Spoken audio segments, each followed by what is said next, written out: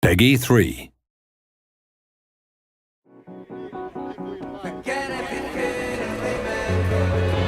Welcome to the final developer diary for F1 2010.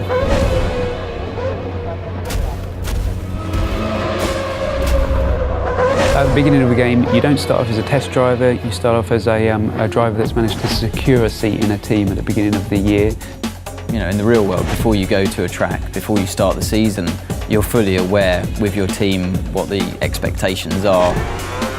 Depending on the kind of difficulty level that you've selected, that determines the teams that are open to you at the beginning of the game. You always, as a driver, want to be beating your teammate. That really elevates you in the team. It also alerts the other teams to your ability. The garage is a key location in the game. You've got your animated crew working on your car, your race engineer feeding you intel.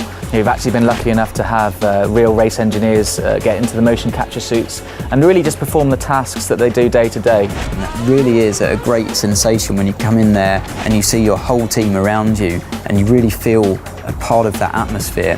When you talk to teams and you talk to drivers, they don't actually do the level of car setup work you would normally see in a racing game. You're not going there with the wrong gear ratios, with the wrong aero for that circuit. It's up to the driver to just finally tweak the car to your style, not to make drastic changes. The expectations from the driver playing the game are the same as what they would be in real life, given your machinery. You know, at the end of the day, the teammate that you have is the only direct competition that you have through the whole season. There's a strange balance of having to work together, but also a desperate competition. Where it gets a little bit personal is when it comes to events like qualifying and the race, definitely, where you're just out there to beat him no matter what. Your agent, the media and the paddock itself are your feedback mechanism for how well you're doing in the game. The paddock themselves vary location to location. We've got Mike Paddock in Singapore, Melbourne's built in a park, and you're going to see the key buildings.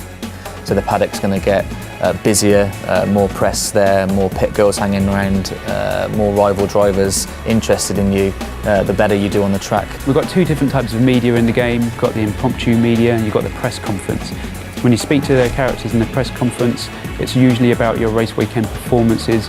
They're not so sensationalist.